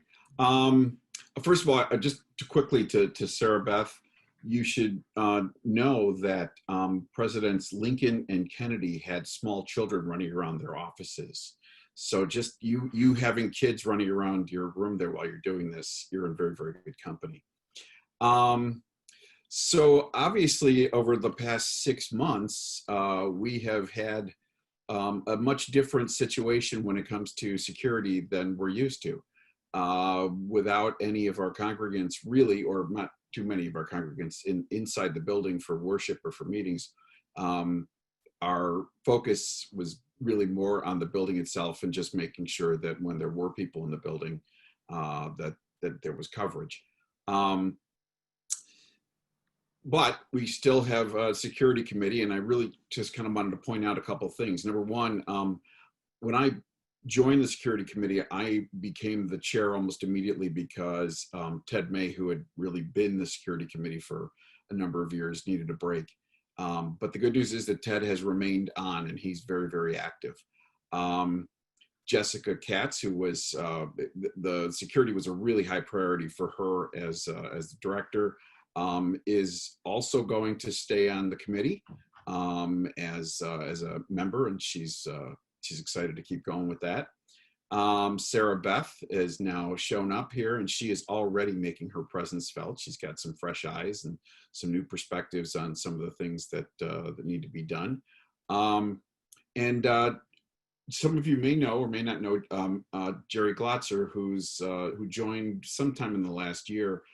Jerry reached out to me and said he would love to join the security committee, and my email back said, do you have any special skills or expertise? And it turns out that he has a lot of skills and expertise. He is a security and emergency management professional. So he will be, and has already been very, very valuable to us. So as you know, much of the report that Michael gave mentioned some security items. And so the security committee and the building committee are often kind of overlapping with some of the things that go on. And for the past several years, as security has become more and more of a priority, there's been a lot of emphasis on the building itself and the technology to keep everybody and everything safe. This past year, we decided that it was time to upgrade our security detail a bit and become more professional with that. So after a search, we found Dave Brandt. Dave is the head of security now. Dave is a 30-year Chicago Police Department veteran. He's a detective. And even better, Dave has spent much of the last 30 years working security in synagogues. He started down in Hyde Park about 30 years ago, and his job immediately before he joined us, for 10 years he was at Temple Shalom and was the second in command there as their security detail. So we were really, really excited to get him going, and he has not disappointed in the least. The good news about Dave, among other things, is he is very responsive no matter what else is going on. And obviously there's been a lot going on with the police over the past months. There's never been a time that I haven't been able to get a hold of him very quickly. Specifically, when I called him about having somebody overseeing us while Leah and I were removing the Torahs and the antiquities from the synagogue. And in a matter of a couple of hours, he had somebody in there overseeing us. So I think we're in very, very good hands. I think the security committee has a lot of really good thinkers. I'm not necessarily one of them, but I'm real committed. I'm gonna actually ask Sarah Beth to jump in real quick and talk about anything else that's been going on since she's joined us, and maybe some things that she and Dave have been talking about. Hi, yes, thank you. So first of all, just to bridge off of the building committee a bit, I don't know who knows, but Michael Cohen's been huge in helping us transition from Jessica's role to my role. So forever thankful, Michael, as you know, for all of your help and support. One of the things, and I'm excited, Jim and I got to talk quite a bit last night. Jessica was great and left a lot of wonderful notes for me, which was helpful. We definitely had a lot of positive learnings during the JCC rental this summer in terms of future rentals, how we want to approach security, what parts of the grounds are good for kids to be on and which are a little more challenging. So those were some really positive learnings that the JCC totally appreciated and was on board with as well, which was nice. As you guys know, we're installing soon our next round of security cameras. We have an amazing group of officers who are coming to the building. Just to share with you, during our dark periods, the COVID times where the building's not in use on a daily basis from 9 to 5, the officers, David has set up a schedule that the officers rotate so many hours per week that they come to the building. We don't do a set pattern because people will learn a set pattern. who may be who might be in the neighborhood or walking by, and so we try to deter things in that way. It's been really good. We are continuing more security conversations. We are also continue to be in touch with the officers, and Rabbi Jim or Michael, if you can jump in, I'm blanking on the name.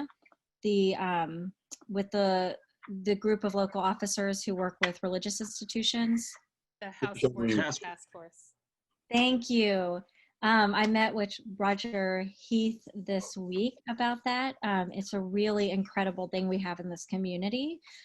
So things are looking good. If anyone has a question about security, please let us know. And one conversation we're going to be having, and we've continued to have, that some members brought up, which I think is really positive, is how do we continue to have officers, which is important, and make sure anyone within a minority, whether it's Jews of color or trans Jewish population, make sure they still feel comfortable coming in and don't at all see the officers as a deterrent or a concern or a fear factor. So we are starting those conversations that I think have already been happening, which is really great for the community. And the officers are all on board with talking about it. So if you have any questions about that, feel free to reach out to Jim or I. Wonderful, thank you. So moving right along, I have a really special slide to tee up Dan Smolenski. PowerPoint gives you like gifts now for slide backgrounds. So Dan is here to talk about big ideas and introduce people to the strategic plan. Thank you, Leah. Can you hear me okay, Leah? Okay, great. Yeah, so I've heard a lot of words tonight, a lot of things going on, and it sort of all encompasses the strategic transformation plan. Some things I heard was dedication to a manual, engagement, space utilization, new revenue streams, building community relationships, raising money, donations, people, social justice, arts, and inspiration. And all of that sort of comes together in this strategic transformation plan. The plan was born out of a meeting that Rabbi Marantz and I had just over 2 years ago. We met with a member of Emmanuel, who's a major donor of Emmanuel, just to kind of have a friendly update.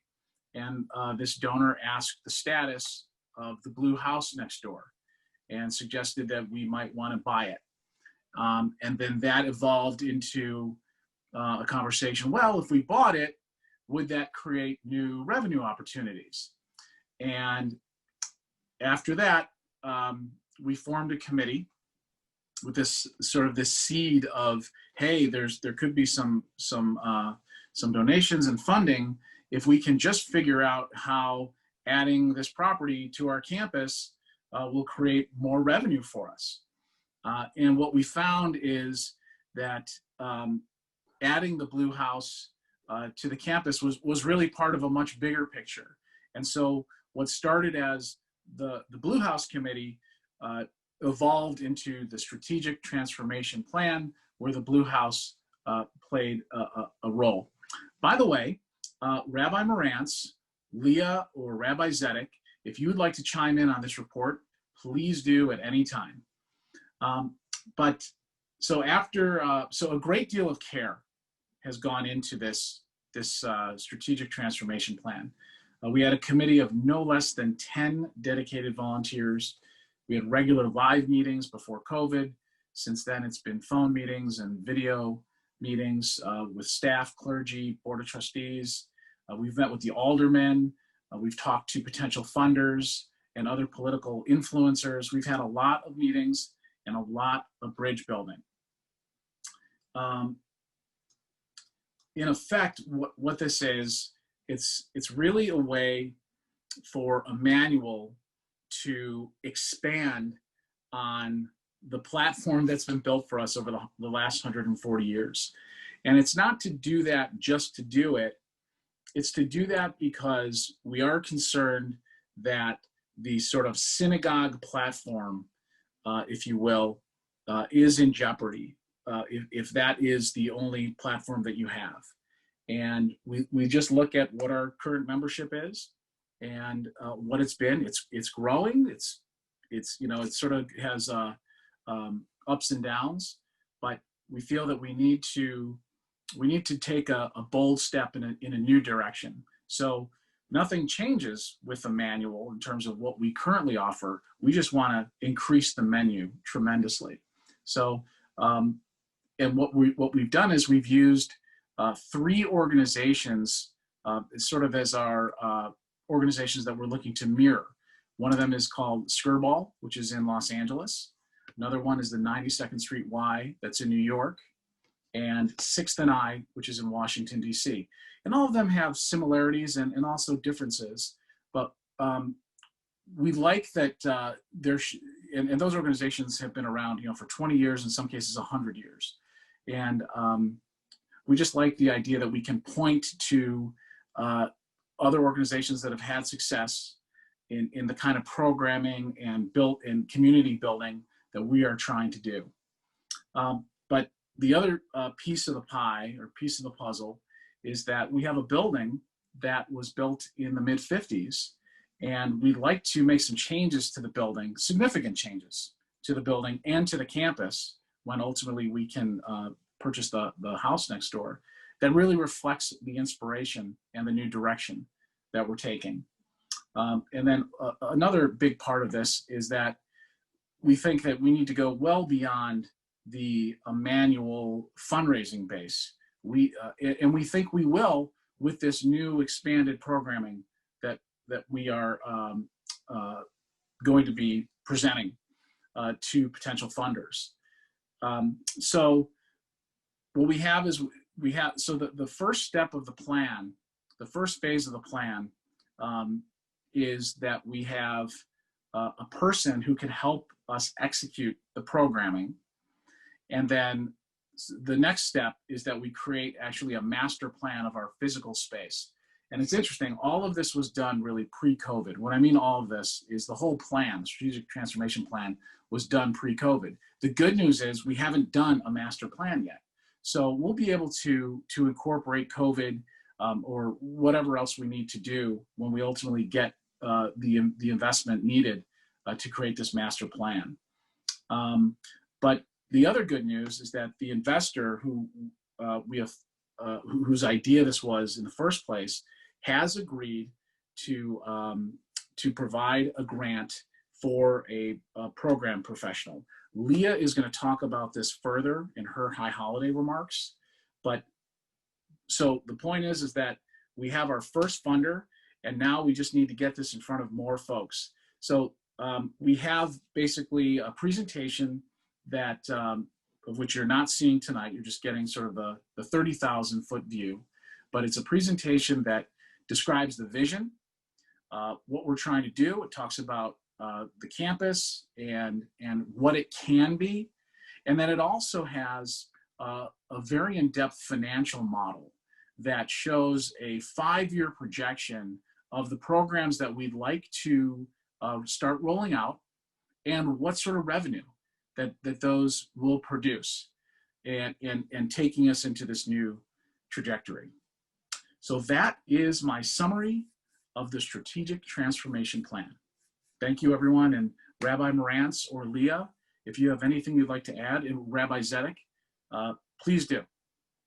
Dan, I just want to thank you so much for your leadership on this.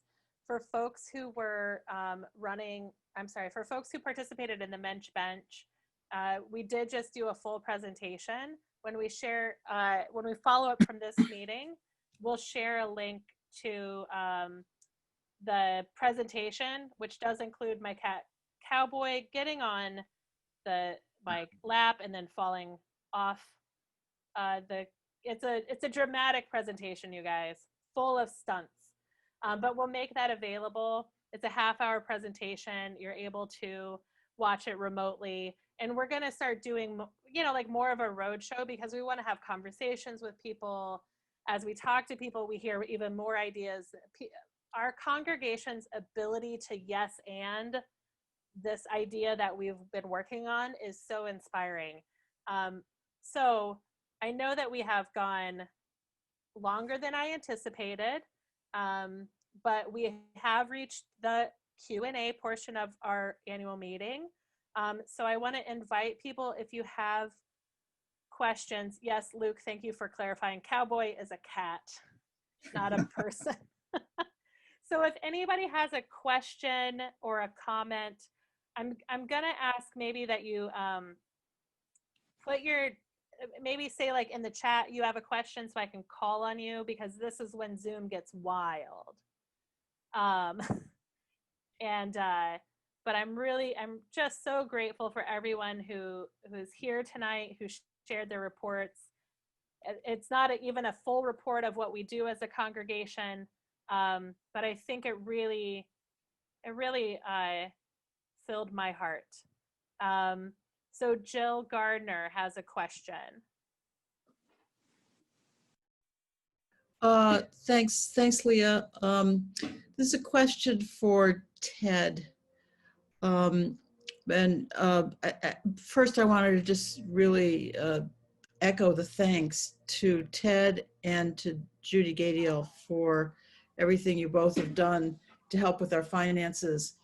My question is, this money, this loan we got that probably won't have to be repaid, is the deficit from this year, is that amount factored into this fiscal year that just ended? So even with that, we still had the deficit of the amount that you said?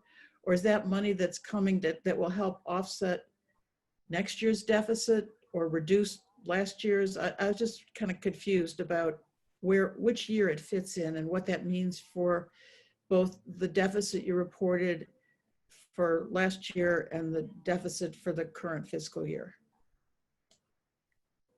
I can answer that, Jill.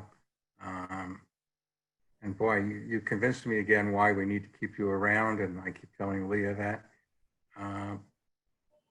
The deficit of 180,000 approximate for this year. As always, we haven't received our final bills from JFMC, although this year there's some debate on what we should pay for an empty building for 3 months. Did not include any of that money.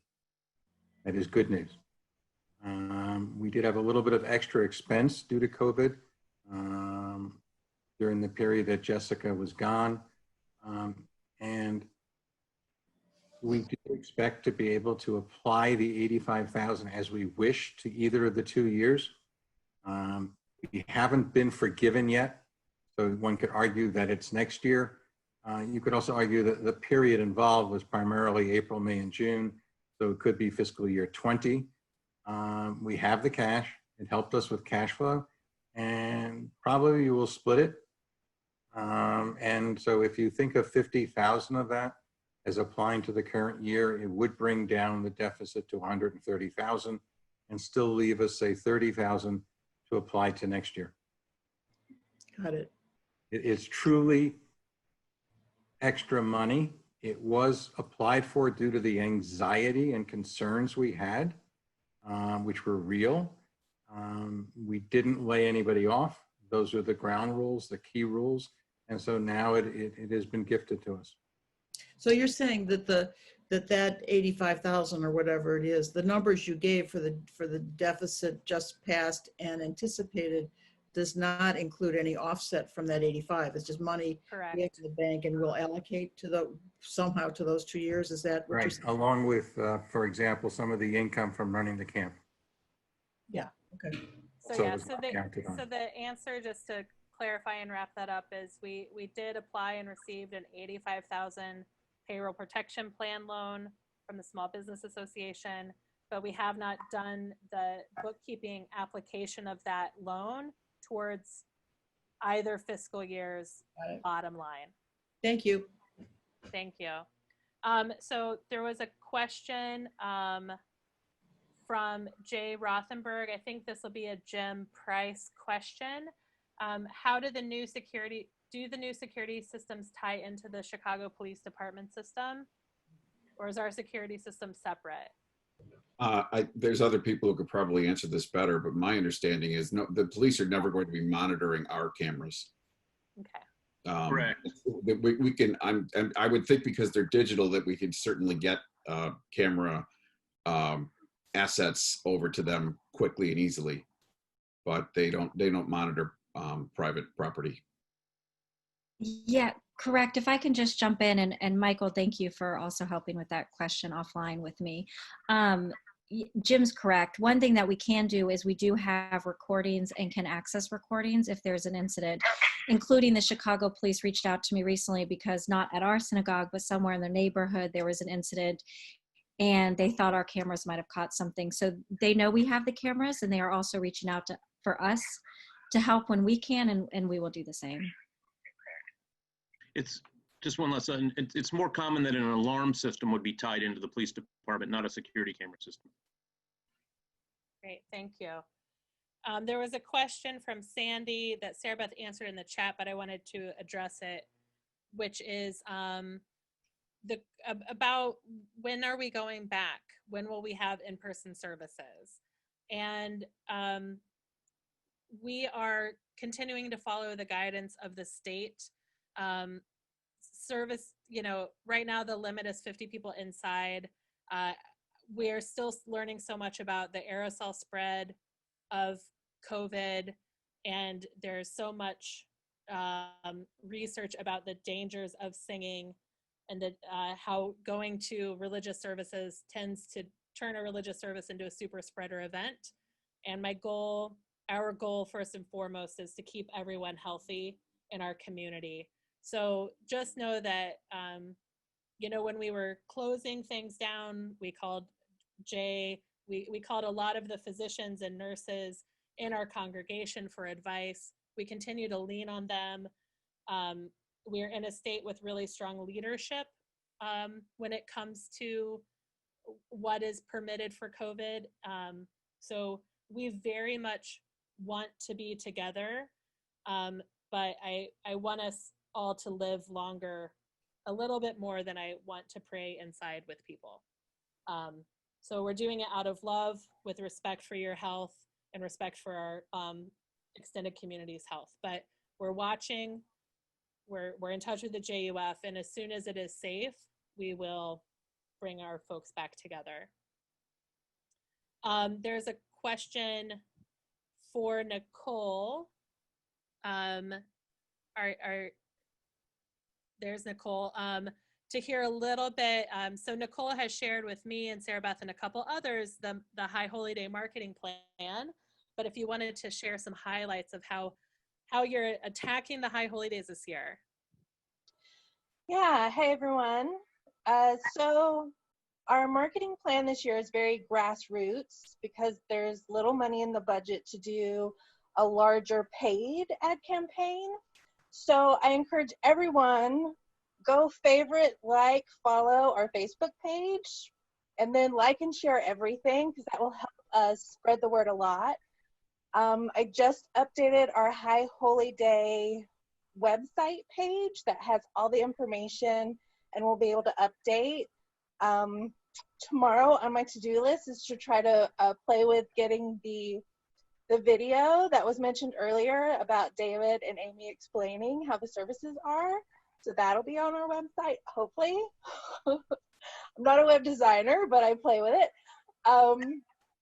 And then we do have an ad in JF News. There's certainly lots of other social media that can help spread the word. But honestly, with a grassroots campaign, you, the congregation, are our best form of advertisement. So word of mouth, spread the word.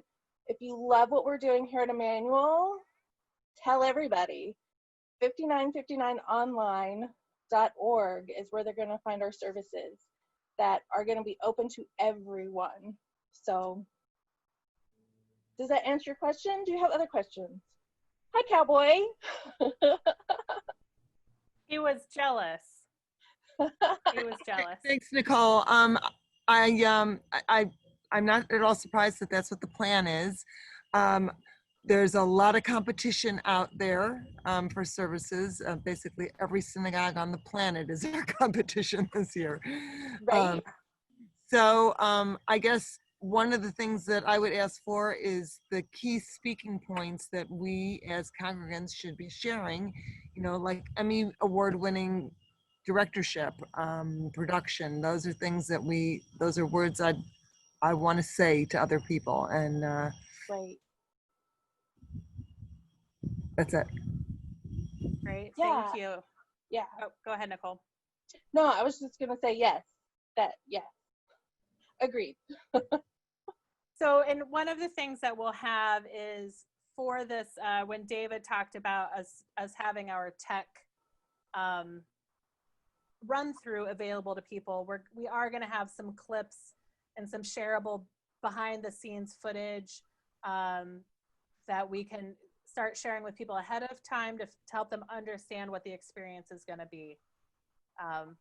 So we'll do that as well. We don't know the date for that yet. This is Ruthie. Yeah, we don't have the date for that yet, but David, Sarah Beth, and I are meeting tomorrow. So we will have it on the calendar very soon. Probably Sunday the 13th at some hour that doesn't interfere with other programming is my guess. Yeah. That's a week before Rosh Hashanah. Okay, it looks like Devora, you have a question, one about security and one about youth group. Yes, turn off your sound. Bob. Excuse me. Right. All right. Sorry about that. Isn't Dave, you said he came from Shalom. Isn't he still working with Shalom, or is he hours only? Anybody? So I think he's still working with Sholem, is my understanding, as are the other officers who share their time between us and a couple other synagogues. Jim, is that accurate? It is, to my knowledge, that he is still doing some work over there. But like I said, Deborah, he has never, ever been absent for very long when we've needed something from him. No, I wasn't worried about that. I just wanted to, because we're not paying him a full-time salary, right? No, but the He's still a Chicago detective. Department does.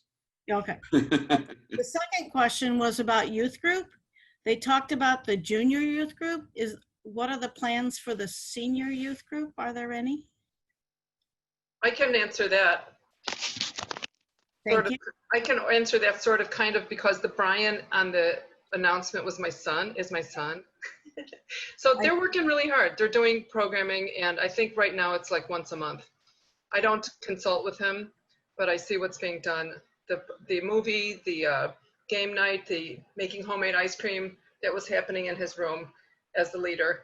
And they're still planning things, but I think they're contracted to do one a month now, something like that.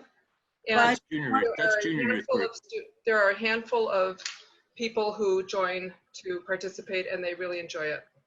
Ellen, I know that the junior youth group is really active. I was just wondering about the high school kids. Yes, so I'm going to let I think Rabbi. it's mostly younger kids that are joining. Is that right, Yeah. Leah? Well, Rabbi Morantz has a better knowledge than me, so I'm going to let him answer this one. Thank you. Thank you, Leah, and Devorah, thank you for the question.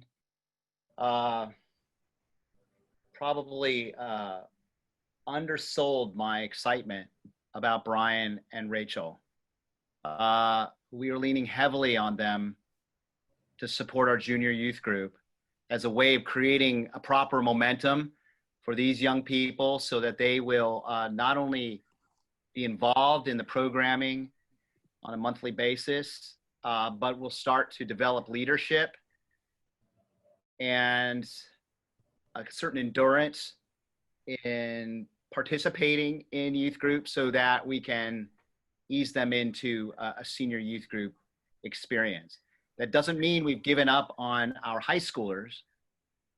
It just means that a solid youth group is built on the shoulders of kids who identify with one another and want to be with one another, and they make the rest of us adults look good because of their commitments that they make. And so our best future, as far as I know, given the data I have and knowing the kids who are involved, it means that our trajectory is going to be, our senior youth group will thrive once our current junior youth group evolves into senior youth group. Now, just to reiterate, so you know I'm not giving up, and we aren't giving up on the senior youth groupers.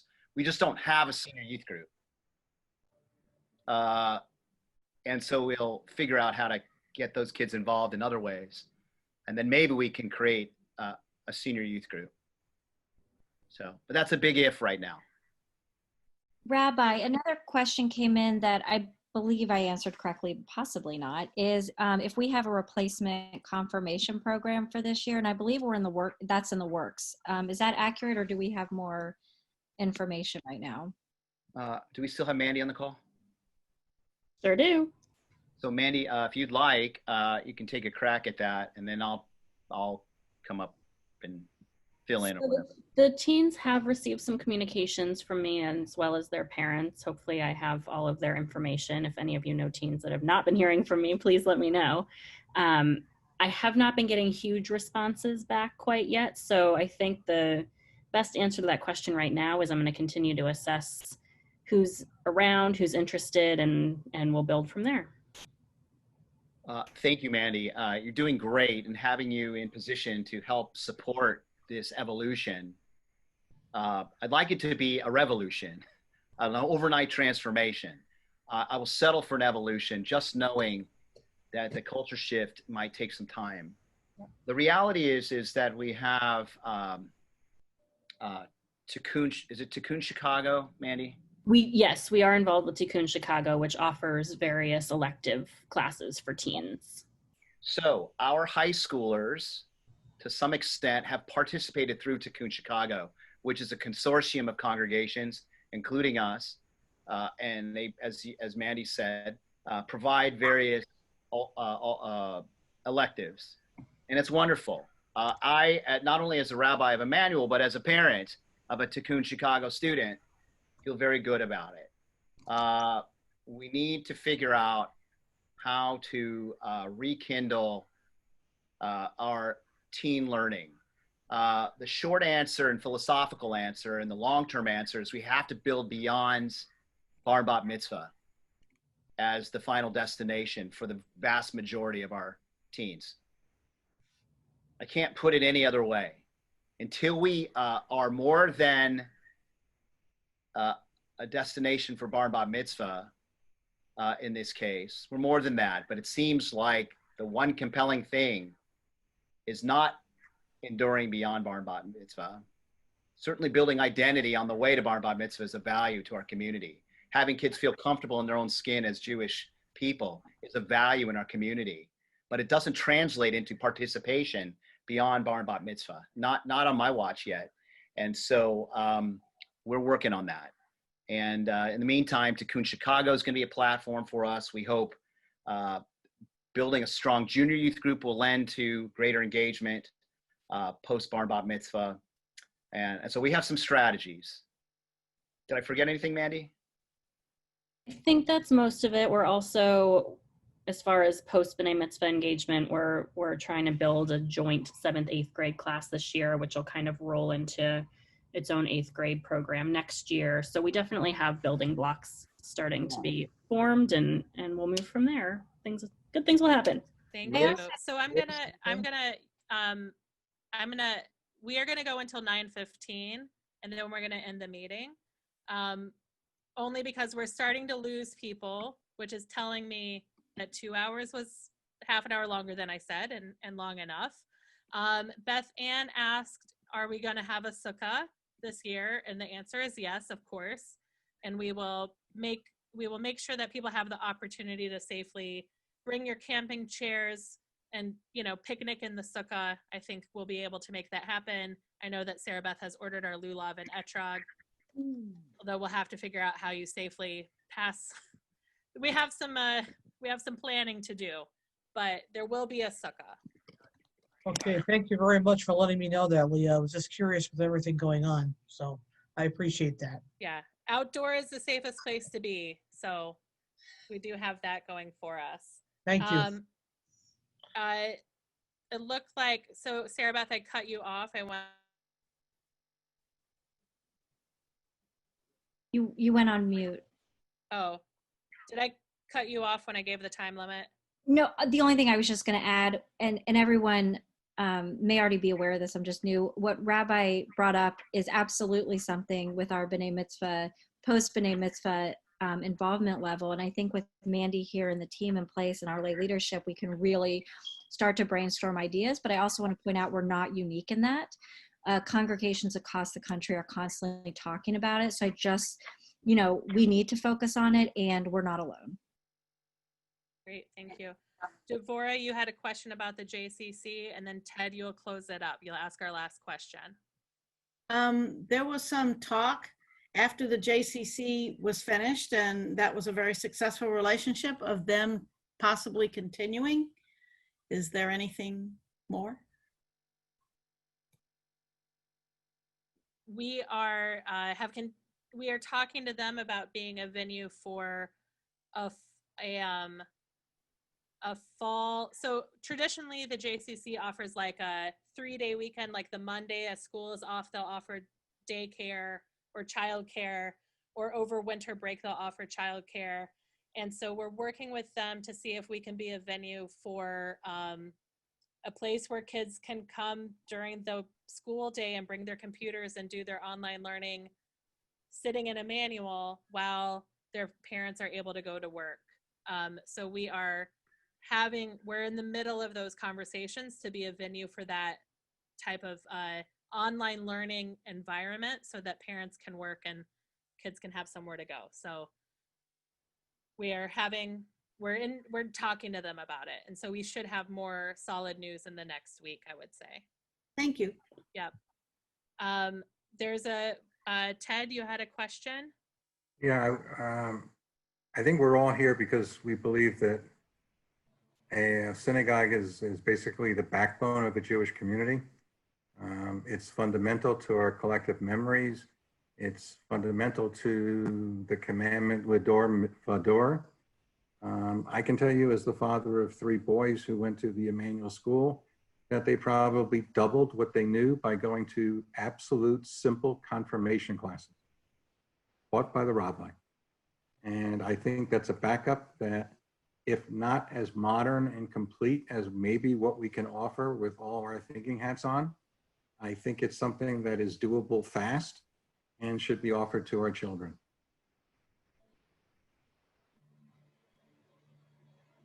Thank you for that comment, Ted. I had another question in the chat from Anna Lee about Slichot.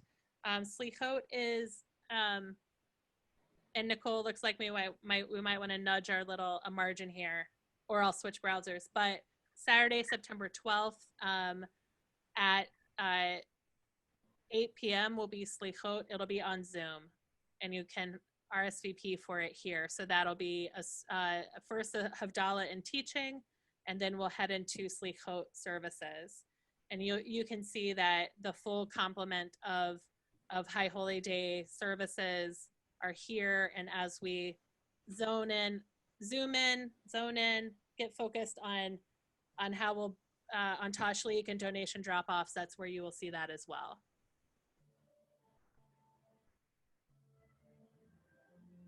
All right, well, you guys are all rock stars for joining us this evening. It's different than a Sunday morning with brunch in May, but hopefully those of you who wanted to have a glass of wine or a final cup of tea with your meeting were able to do so. It was wonderful to see you all here tonight. And Sarah Beth and I will linger in the Zoom, but you can now feel like you can leave without sneaking out.